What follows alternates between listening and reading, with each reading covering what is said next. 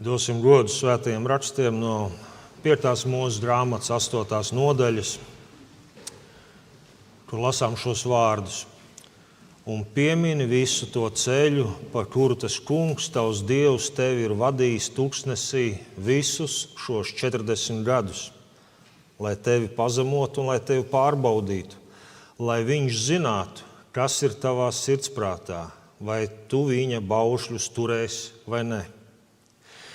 Un viņš tev pazemoja, lika tev badu ciest un ēdināja tevi ar mannu, ko tu vēl nepazini un ko tavi tēvi nebija pazinuši, lai liktu tev atzīt, ka cilvēks nedzīvo no maizes vien, bet ka cilvēks dzīvo no visa tā, kas iziet no tā kunga mutes. Āmen. Svētais mūžīgais Dievs apgaismo mūs ar savu vārdu patiesību, uzrunā mūsu prātu, sirdi, apgaismo mūsu redzējumu uz visu, kas ir patiesa un īsts, paplašina mūsu apziņu, ka mēs varam būt bagāti ar to, kas iziet no tavas mutes ar tavu vārdu. Āmen. Sēdiet, lūdzu.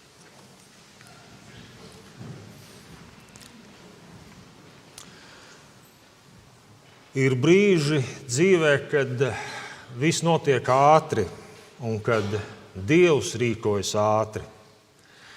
Kad mēs lasām Izraēla tautas iziešanu no verdzības, tad, ja arī šie notikumi liekas ir ilgi kavējušies un gaidīt, tad vienā brīdī viss notiek ļoti strauji. Jūra atveras, faraona vara tiek paralizēta un tauta iziet brīvībā. Vienā mirklī šķiet viss mainās. Un tādos brīžos mēs arī varam sākt domāt, ka laikam tā būs vienmēr. Laikam tā ir vienmēr, kad Dievs piedalās. Taču reizēm tomēr ir jāatzīst, ka brīnumi bieži ir īsi, bet ceļš ir garš. Izraels no Ēģiptes izgāja vienā naktī, bet līdz apsolītai zemē viņi gāja 40 gadus. 40 gadus. Tas vairs nav no sērijas 3 noslēpumi laimīgai dzīvei un 5 soļi uz bagātību vai 3 lietas, ko ārsts tev nesaka. Tas ir mūžs, tas ir viss mūžs. Un tur tūkstnešu putekļos piedzimst ļoti cilvēcisks jautājums. Dievs, kāpēc tik ilgi? Un tad Bībele saka, ko pārsteidzošu. Tas kungs, tavs Dievs, tevi vadīja pa šo lielo un briesmīgo tūkstnesi, lai tevi pārbaudītu. Un beigās, lai tev darītu labu. Atkal mēs nonākam pie šīs patiesības, ka ne viss, kas tajā brīdī izskatās labs, izskatās slikts, ir slikts. Ka reizēm tās lietas, kas mums tajā brīdī sāp un nogurdina un pat aizskar un aizvaino, ja mēs ar to visu paliekam atvērti Dieva priekšā, Dievs to vērš par labu. Tikai ja ar to mēs nocietinamies, ielaižam sirdī rūgtumu, aizveramies Dievam, tad tas arī var kļūt par indi, kas mūsu dzīvi nomoka. Maz atkāp tur tam situācijas kontekstam. Mēs pagājušā svētdienā apstatījām, kā Jāzepa brāļi atnāca uz Ēģipti pēc maizes, jo bija izcēlies bats. Un viņi tur palika. Pirmos 200 gadus viss bija labi, bet tad mainījās Ēģiptē vara. Arī Izraēla tauta tur bija vairojusies, un ēģiptieši sāka justies apdraudēti. Un varai mainoties soli pa solim, tas, kas bija sākumā glābšana, pārvērtās par verdzību. Un tad paiet vēl 200 gadi verdzībā. Izaug veselas paudzes, kas brīvību atceras tikai no tēvu stāstiem. Un tad Dievs ir sagatavojis mozu, un tauta tiek izvest tūkstnesī. Un tad tūkstnesī 40 gadi. Attālums to varēja paveikt dažās dienās, prasa tautai 40 gadus. Bet tas, ko mēs lasām svētajos rakstos, un ko Bībele mums rāda, ka tā nebija vienkārši apmaldīšanās. Tas bija Dieva vadīšanas un veidošanas ceļš. Mēs, protams, gribam ātrus risinājumus. Un mēs ceram uz vienu lūgšanu, uz vienu atziņu, reizēm varbūt uz vienu svētdienu, uz vienu brīdi, pēc kura viss būs citādi. Un ir arī tādi brīži mūsu dzīvē, kur tu esi uz kaut ko liekas gājis bezgalīgi ilgi, un tad kā viena elpa, kā viena atziņa, kā viens Dieva pieskāriens, un lietas top skaidras. Kaut kas ir noslēdzies, kāds smagums ir paņemts nost. Tādas lietas notiek. Reizēm tā notiek. Dievs arī to mums dāvina. Bet bieži Dievs strādā arī citādi. Dievs strādā pāri ārējiem apstākļiem, kam jāmainās, jo Dievs redz cilvēku, kuram ir jāaug un jāmainās. Varētu sacīt, Dievs reizēm ātri mūs izglābj no kādas situācijas, bet viņš ļoti lēni glābj mūs no mums pašiem. Jo mēs jau nekur nepazūdam, mūs jau nevar atcelt, mums ir jāaug. Un augšana nav ātra. Tā nekad nenotiek strauji. Ir lietas, kurām ir jāmainās lēni. Un tieši šī augšana, šī otrā daļa, parasti ir tā grūtākā. Fizisko verdzību Dievs salauz vienā naktī, ja vien neskaitam to, ka Mūzes uz šo vienu nakti tika gatavot 40 gadus tuksnesī. Bet domāšanas verdzību, realitātes uztveres verdzību, attieksmes verdzību, to iekšējo verdzību, tā parasti prasa daudz ilgāk. Mēs varētu sacīt, izvest cilvēku no Ēģiptes ir viegli, bet izvest Ēģipti no cilvēka, tas ir garš ceļš. Jo vergs jau nav tikai tas, kuram ir važas. Vergs ir arī tas, kurš vairs nespēja iedomāties brīvību. Kurš pat brīvībā domā kā vergs, kurš brīvībā jūtās apmaldījies. Un tas parādās pie Dieva tautas tuksnesī. Dievs ir klātesošs redzamā veidā. Tad, kad trūkst maizes, Dievs dod mannu, un visi ir ēduši un paēduši, bet zīmīgi pietiek tikai tai dienai, to mannu nevar savākt uz nākamo dienu. Man šķiet, tā ir brīnišķīga Dieva žēlastības ilustrācija, jo reizēm arī mēs gribam savākt to, ko Dievs dod uz priekšu, lai iegūtu kaut kādu pārākumu un drošības sajūtu, bet Dievu nekad nevar ielikt kādā traukā, kas man dos pārākumu sajūtu rīt. Vai nu tu Dievu sajūti un atrod un piedzīvo pazemībā un mīlestībā tajā dienā, vai arī tajā brīdī tu esi to tā kā pazaudējis. Dievs sevi nedod, lai tev rīt būtu pārākums sajūta. Dievs tev dod tam brīdim, kurā tu atrodies. Un tāpēc Dievu mēs vienmēr sajūtām un piedzīvojam tikai pazemībā un ar atvērtu sirdi.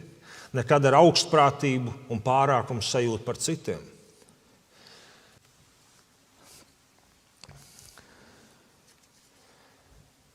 Dievs ir klātesošs redzamā veidā. Un viņiem ir viss, par ko viņi Ēģiptē, verdzībā esot, smagi strādājot, klaužu darbus, sapņoja. Tagad tas viss notiek.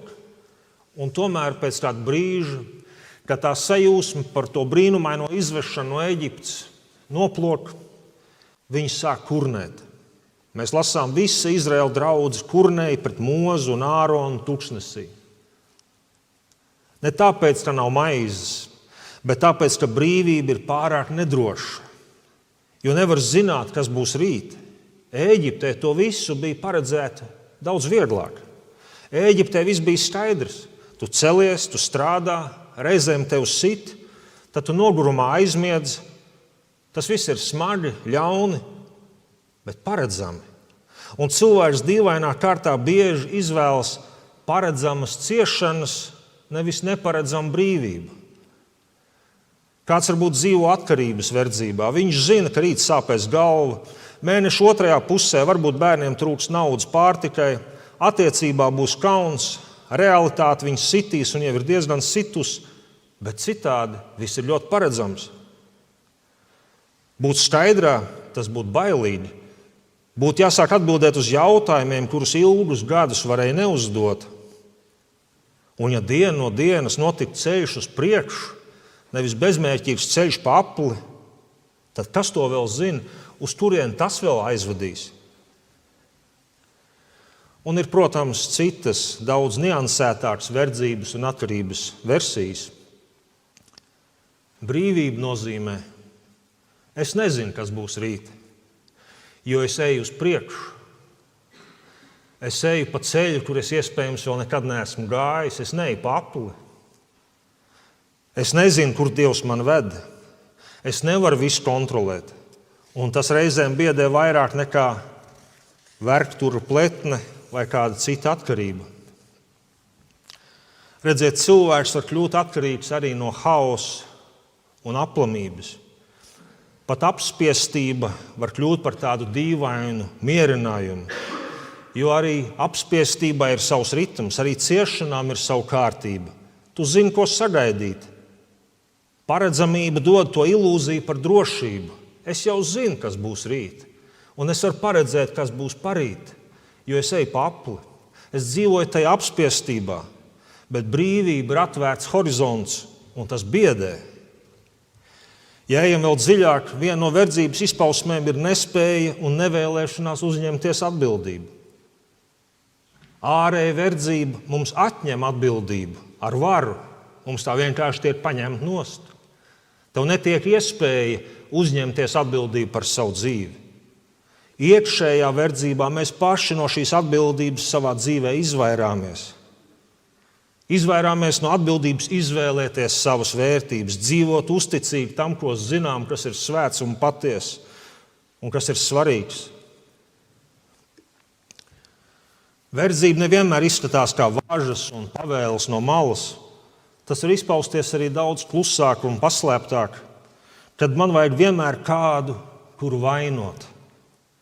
Ja vien kāds cits ir vainīgs, ja vien es varu atrast kādu, kam varētu paštaisni piesieties, kādu, kuru dēļ mana dzīve nav tik laba, kā tai vajadzētu būt, tad man pašam nav jāuzņemas atbildība.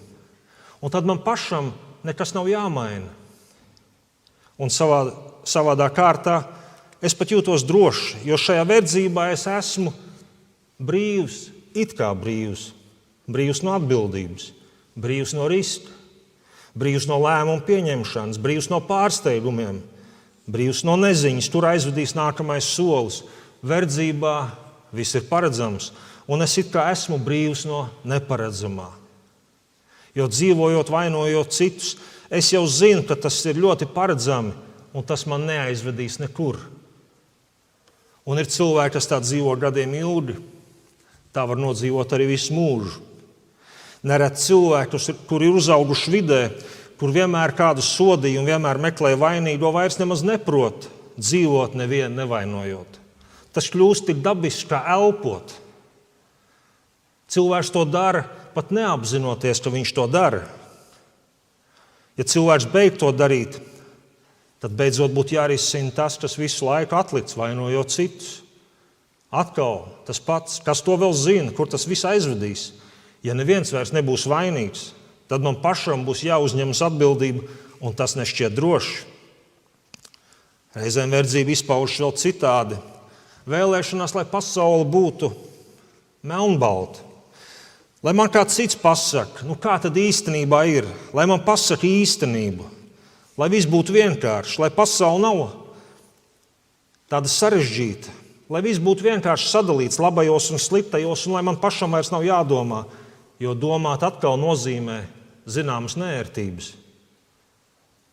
Un ja man pietiekami skaidri pateikts, kā ir īstenībā, tad man būs vieglāk.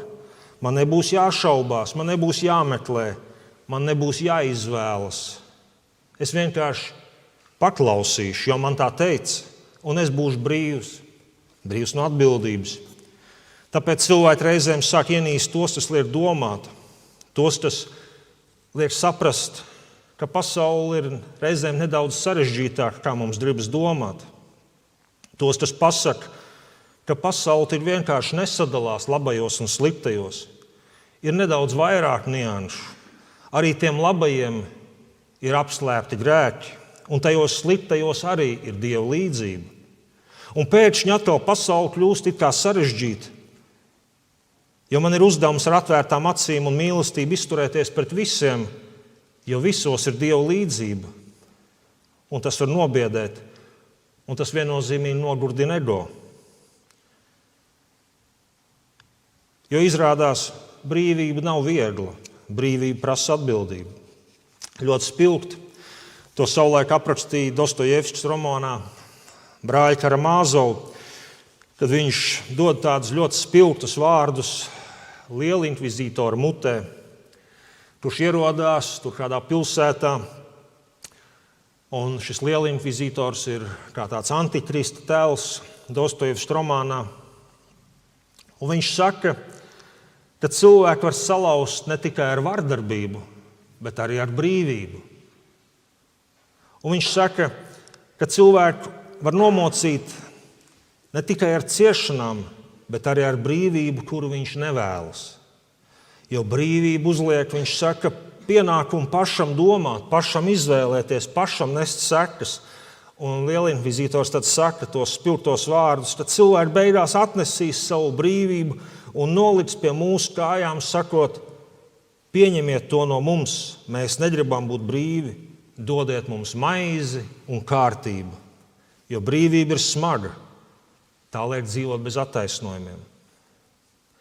Izraels pavadīja tuksnesī tāpēc 40 gadus, un patiesībā tas notiek arī ar mums. Dievs piedod ātri, ja nākam pie viņa un izsūdzam savus grēkus, bet pārveido lēni, ļoti lēni. Jo jādziedina ir ne tikai grēki, jādziedina ir domāšana, jādziedina bailes, lepnība, jādziedina iemantotās traumas, jādziedina kauns, jādziedina tas, ko mēs saucam, tāds nu es esmu. Brīvs cilvēks atsaucas dziedināšanas ceļam. Vergs samierinas ar savām atkarībām, raksturvājībām un visu pārējo, kas viņu patur verdzībā. Brīvs cilvēks atsaucas dziedināšanas ceļam. Un reizē mēs varbūt skatāmies uz kādiem cilvēkiem, kas mums ir mīļi, un mēs domājam, kāpēc viņš turpina tā dzīvot, un reizē mums to vajag ieraudzīt spogulī. Un tad liekas, tur tiešām ir kāds lielāks spēks par šo cilvēku, kas viņu attur iet dziedināšanas ceļu. Kā lai citādāk to nosauc, kā verdzību. Bet tad mēs aicināti esam iet vēl dziļāk. Jo redziet, mēs izejam no verdzības domādam, ka brīvība nozīmē tikai vienu, ka mani vairs neviens nekontrolēs. Nu es pats lemšu, nu es pats noteikšu, kā es dzīvošu. Un, protams, atbildību uzņemties, nebaidīties no brīvības, tas ir nozīmīgi. Uz to mēs visi esam aicināti. Tam mums ir dota arī šī dzīve, lai mēs pieņemtu to Dievu doto brīvību savā dzīvē un to praktizētu, izmantotu. Bet tur ir vēl kaut kas. Ja sākumā šķiet, ka tā ir visa brīvība, ka neviens vairs man nesaka, ko domāt, neviens nesaka, ko darīt, neviens nestāv man pāri, tad ejot dziļāk, mēs ar laiku sapratīsim, un mums atklāsies kaut kas pārsteidzošs, ka ir vēl dziļāka brīvība. Brīvība nevis tad, kad es visu kontrolēju, bet tad, kad es godīgi atzīstu, ka es īstenībā ļoti maz ko kontrolēju. Ka dzīve nav manos rāmjos, ka ne viss pakļaujas manai loģikai un ka es neesmu savas pasaules centrs. Un to pieņemt bez rūgtuma, bez panikas un arī bez tādas ārējas pozas, bet to visu pieņemt tādā paļāvībā uz Dievu, tā ir brīvība. Verdzībā mūs nomāca tas, ka kāds cits domā mūsu vietā, mums saka, ko domāt, ko teikt, ko darīt, un mēs pretojamies. Mēs gribam paši domāt, paši zināt, paši pieņemt lēmumus, un tas ir labi uz to tiekties. Bet tad, kad esam to sasnieguši, vismaz kādā zināmā mērā, tad ātrāk vai vēlāk vajadzētu nākt nākamajam solim, kur mēs ieraugam, ka ir vēl kāda lielāka brīvība. Tā, kur es drīkstu atzīt, ka es visu nezinu, ka es visu nesaprotu, ka man nav atbildes uz visiem jautājumiem, īpaši uz tiem lielajiem, par dzīvi, par ciešanām, par Dievu, par nākotni. Un atzīt, ka es to visu nesaprotu, arī ir labi. Jo tajā brīdī man vairs nav jātēlo, man vairs nav jāizliekas gudrākam nekā es esmu, man vairs nav jāsniedz vienkāršos atbildes uz sarežģītiem jautājumiem, tikai tāpēc, lai izskatītos drošs un gudrs.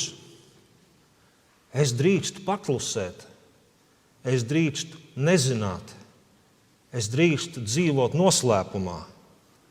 Un tieši tur sākās ticība. Jo tur es vairs neturos pie tādas ilūzijas par kontroli, bet pie Dieva. Un tā ir patiesa brīvība. Bībelē brīvība nav tas, ka cilvēks visu kontrolē un ir noteicējis par visu savu dzīvi. Tā ir tāda naiva konstrukcija. Bībelē brīvība ir tas, ka cilvēks beidz paļauties uz sevi un sāk paļauties uz Dievu. Radikāli to aprakstīja apostols Pāvils, sakot, vairs ne es dzīvoju, bet Kristus dzīvo manī. Un tad mēs nonākam pie tā dziļākā pamata. Ticība Dievam nav drošība, kas visu dara paredzam. Ticība Dievam ir uzdrīkstēšanās, kas dzīvi padara skaistu. Jo ticot Dievam, tu taču uzticies kaut kam patiesi bezgalīgam un neaptveramam, ko tu nekad ar prātu nesapratīsi, ko tu nekad nevienā definīcijā neieliksi. Tāpēc dziļākie baznīcas tēvi jau sen to sacīja, tiklīdz tu pasaki, tas ir Dievs, tas jau vairs nav Dievs. Tiklīdz tu pasaki, tas ir Dievs, tas jau ir elks. Tas vienmēr būs kaut kas līdz galam neaptverams, ar prātu nesaprotams. Kaut kas, ko tu vari nojaust, kaut kas, kas pieskarās tavai dzīvei, kaut kas, uz ko tu tiecies, kaut kas, kur priekšā tu saglabā pazemību un atvērtību. Bet tas nekad nav tāds, ko tu vari sacīt, tas nu ir mans, un to nu es lietošu. Tas ir līdzīgi kā ar mannu tuksnesī. Tajā brīdī Dievs tev to ir devis, to ar pateicību var ņemt un lietot un būt paēdis. Ja tu to mēģini paturēt uz rītdienu, tajā iemetās tārpi, lai pasargātu tevi no lepnības. Lai pasargātu tevi no tā, ka tu centies Dievu lietot savās interesēs un mērķos un manipulācijās, no kā mēs neviens neesam pasargāti. Uzticoties Dievam, mēs ticam kaut kam patiesi bezgalīgam un neaptveramam. Un tas nozīmē, ka tavā dzīvē var notikt neaptverami pavērsieni. Tas nozīmē, ka ar visu savu pieredzi, ar visām savām zināšanām, ar visiem savas dzīves gadiem un sirmiem matiem, pat lielā vecumā kādā brīdī tev ir iespēja atzīt, es vēl neko nebiju sapratis. Bet tā nav sakāve, tā ir viena milzīga brīvība. Jo visam iepriekšējam bija vērtība tieši tāpēc, ka tas tev atved pie šīs pārsteidzošās atziņas. Jo visas manas zināšanas ir nožēlojams iepratī tai atskārsmei, tam pamudinājumam, tam piestārienam, kas nāk no Dieva. Būt brīvam nozīmē dzīvot ar šo apziņu, ar šo atvērtību.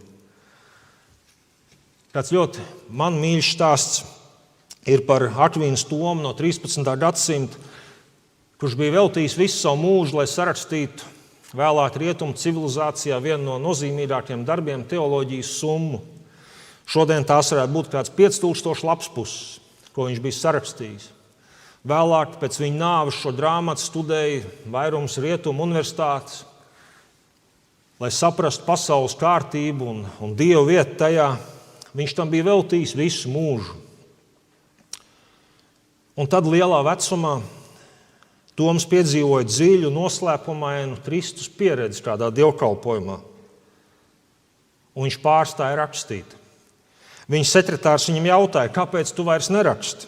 Un Toms atbildēja,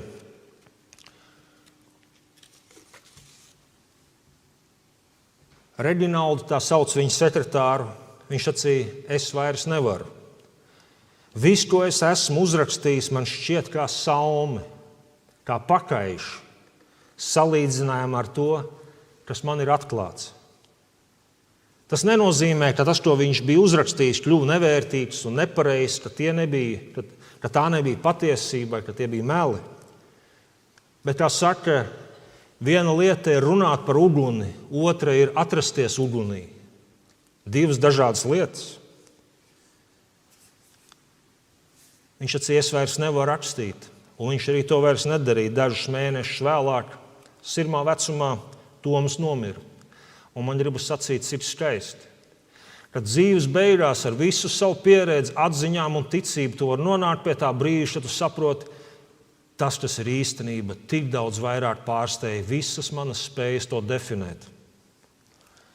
Cik bieži cilvēki deklarē, ka ir brīvi, bet patiesībā ir pilnīgi aizslēgti jebkādam pārsteigumam no Dieva, aizslēgti pamudinājumam, atklāsmei, dziļākai rakstu izpratnei, dziļākai apziņai, kas savieno lietas, kas pirms tam likās nesaistītas. Brīvība tādā ziņā ir bīstama, bet tā ir skaisti bīstama, jo tā atver dzīvi, tā paplašina apziņu. Tāpēc jautājums dziļākā būtībā nav, kā ātrāk iziet no tuksneša, ko mēs visi bieži vēlamies. Bet dziļākais jautājums ir, ko Dievs mēģina izvest no manis. Kādas bailes, kādas ilūzijas, varbūt kādu vecu, nederīgu identitāti. Jo Dievs nesteidzas ar ceļu, viņš nesteidzas ar cilvēku, viņš lēnām, pacietīgi izved Ēģipti no sirds. Un tikai tad durvis uz apsolīto zemi patiesi var atvērties. Jo redziet, varbūt tuksnesis tavā dzīvē nemaz nav kavēšanās. Varbūt tas ir žēlastības laiks. Laiks, kurā Dievs lēnām izved no mums to, kas mēs nekad neesam paredzēti būt. Izved to, ko mēs paši no sevis nevarētu izvest. Laiks, kurā mirst verga domāšana, laiks, kurā dzimst uzticēšanās tam, kas ir patiess un mūžīgi dzīvs. Dievs dāvā tev brīvību, bet viņš nekad to neuzspiež, jo tad tā vairs nebūtu brīvība. Tāpēc tā prasa laiku. Brīvību nevar iedot ātri, jo tad nāktos tev to uzspiest. Tā jau tad nebūtu brīvība. Un noslēgumā. Šis stāsts jau nav tikai par Izraēlu, ne tikai par kādu fizisku tuksnesi.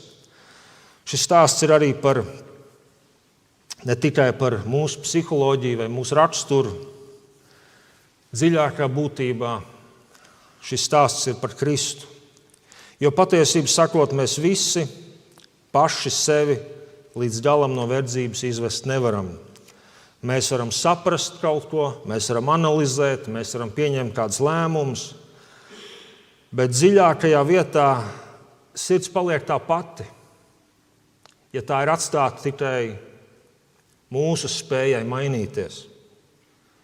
Ēģipte mūsos ir pārāk sena, un Bībele runā, tas ir iedzimtais grēks. Un tāpēc Dievs nedod tikai mācību, viņš dod personu.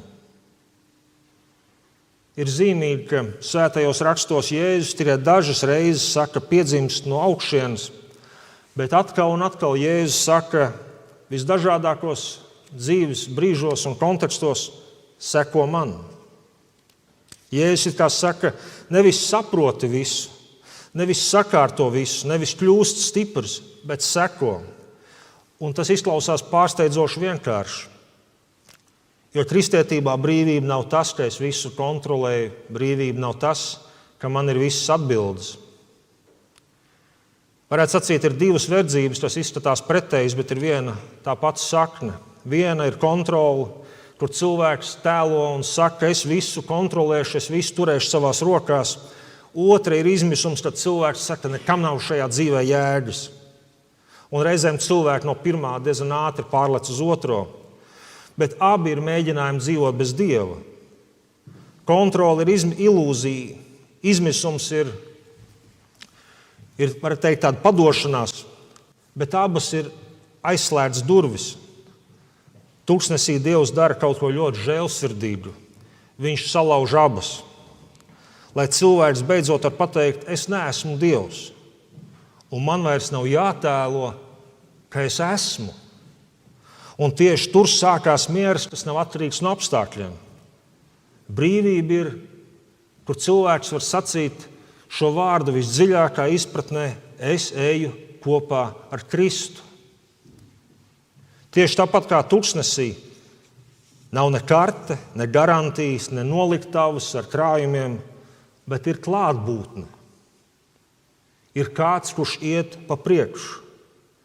Un tad, kad tu to saproti, tad pēkšņi svarīgākais vairs nav jautājums, cik vēl ilgi līdz apsolītai zemē, bet svarīgākais jautājums kļūst, vai es eju ar viņu, ar personu, kas ir gudrība, patiesība un brīvība, ar personu, kas ir visa dievišķā skaistuma, labestības, īstuma, svētuma iemiesojums.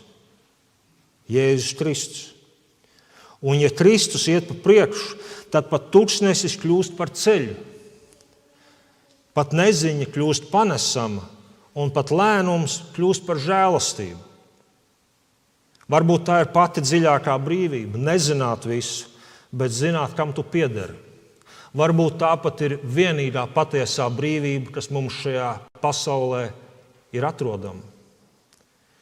Nevaldīt pār ceļu, bet sekot tam, kurš ir ceļš. Un šodien Kristus nesaka, saprotiet visu.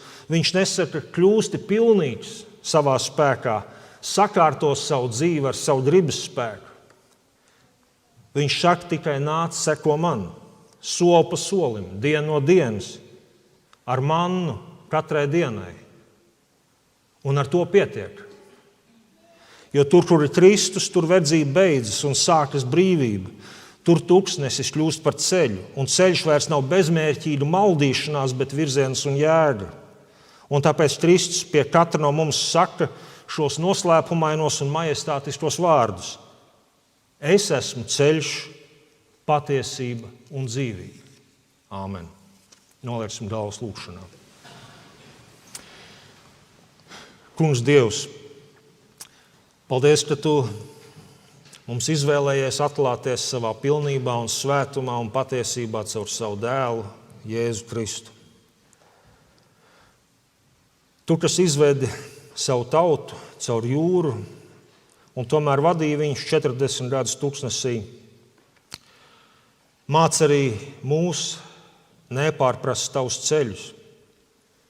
Un tad, kad mēs gribam ātrus risinājumus, dod mums pacietību. Un tad, kad mēs nogurumā reizēm ilgojamies atpakaļ verdzībā, kur ir paredzamība un drošība šķietam, dod mums drosmi palikt brīvībā. Kad mēs gribam visu kontrolēt, māc mums uzticēties un izved Tu, Kungs, Jēzus Kristu, mūs no mūsu Eģiptes, no mūsu bailēm, mūsu turnēšanas, citu vainošanas. Dāvā mums pazemīgu sirdi, kas dienu no dienas saņem mannu no Tevis, ko mēs paši nevaram citādi iepazīt, kā tikai saņemot no Tevis. Un dod mums spēku sekot Tev, jo Tu esi ceļš, kas ved cauri tūkstnesim. Jo Tu, Kristu, esi ceļš, Tu esi mūsu brīvība un Tu esi patiesā dzīvība. Āmen.